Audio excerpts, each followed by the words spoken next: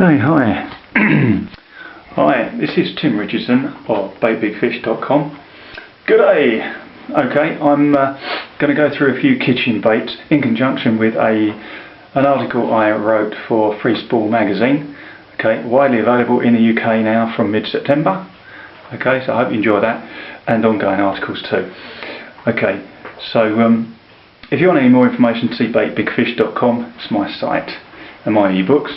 What I'm going to do is cover these fellas. Here we have a selection of seasonal fruits. So many anglers moan about using synthetic flavours, such as this one here, right? But actually, would you believe synthetic flavours usually contain a percentage of natural flavour, albeit a small percentage. Right, so what is it about carp and or other fish and flavours? Well, they're constantly adapting to be able to detect new flavours, okay, because they're signals for nutrition, essential nutrition, in all kinds of forms, including, for instance, these are forms of plums, okay, which I happened to pick from the garden the other day. We've got blackberries and raspberries, which you can see, and all these are familiar flavours. Loads of elderberries, a few bigger elderberries there, black currants. All these will be familiar. I even picked these fellas. Got a whole load of these. You recognise these as fennel seeds, right? Very, very good for stimulating digestion and metabolism. Okay, so what's good about these particular fruits is the dark red black fruits, extremely rich in bioactive substances, okay, very, very good for health. And carp instinctively respond to these, okay. I'm sure you've all heard of mulberries. You find carp underneath ripe mulberries falling off bushes, like in the States, and they get addicted to them. Just as they like the old blackberries falling off the bushes and so on. Right, so what we're going to do with these fruits today is make a puree out of them, so you've got a natural concentrate to make your baits with. Okay, other alternatives are things like these teas. Okay, this is a tea, it's a nettle and sweet fennel tea. All you do is you get your tea out, okay, you rip it open, and you've got all the fine ingredients in there. You can use those in your boilies, paste, etc. Here's another one. This is echinacea and raspberry. Echinacea, of course, very, very good for the immune system in us and fish. Cranberry, raspberry and elderberry. Right, so we've got elderflower. Cranberry, very, very good. Okay, everyone knows about cranberry as far as I know. And here's a good one. Blackcurrant, ginseng and vanilla. Everyone knows about vanilla. And ginseng, again, very, very good. Look it up in my ebooks.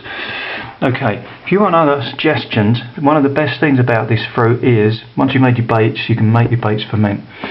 Right, I find that really, really important. You can add all kinds of things to your baits.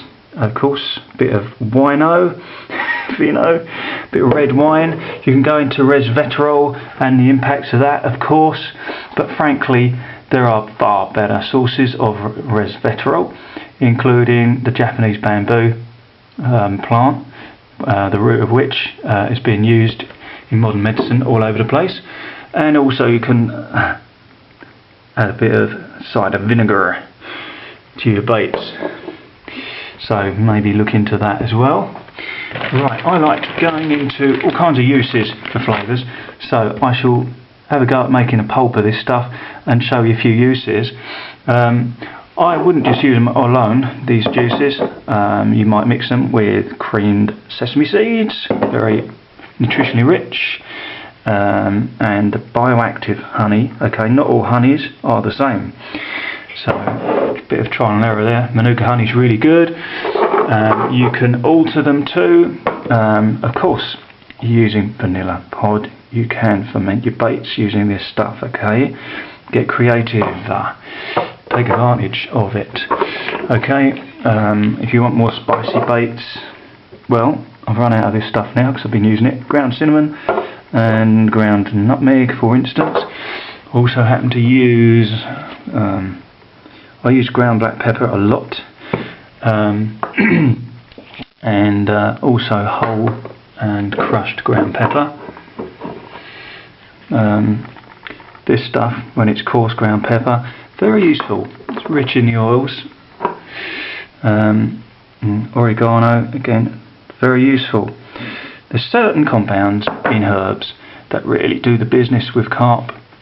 Let's go through a list. I've got some mixed herbs here. All these will go into a flavour mixture. If you want to soak everything up, it's really good. Let's have a look what's in this one. Just having a look for the list. I'm not sure if it's going to tell me now. Yeah, marjoram, basil, oregano and thyme. Right.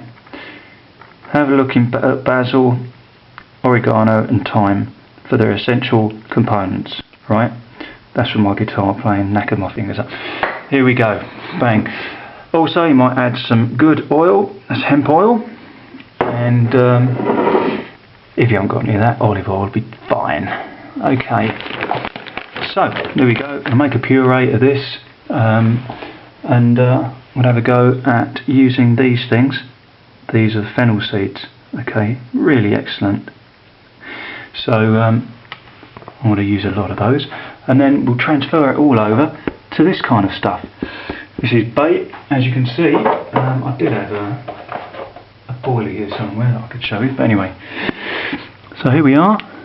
As you can see, it doesn't look like anything you've probably seen before. Right, look at that. So carp will go absolutely mental for this stuff. Some of these are flax seeds. You've got all kinds of canary seeds and stuff in there. There's other crushed seeds. A lot of this has been pre-soaked in natural juices, plum extracts and so on. This looks more like a boilie, except it hasn't been boiled.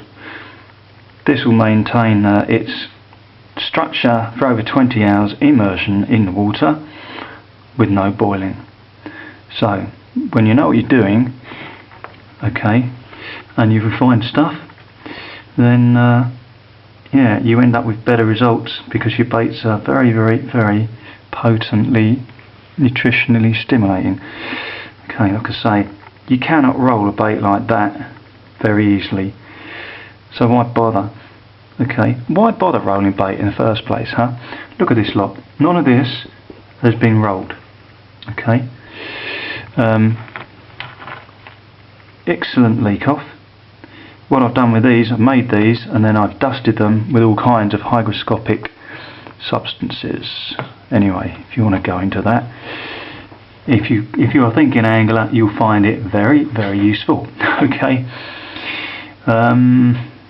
Yeah, I'm going to leave you with that for the moment. As you know, I'm going to make a puree of this stuff. Okay, and once you've got a puree, you could warm it up and you could soak pellets in it.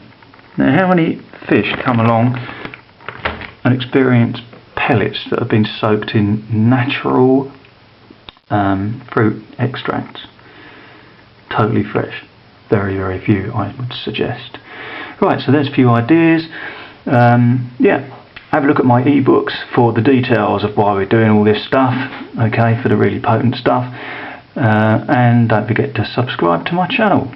Okay, I'm Tim Richardson. This is baitbigfish.com signing off. See you next time.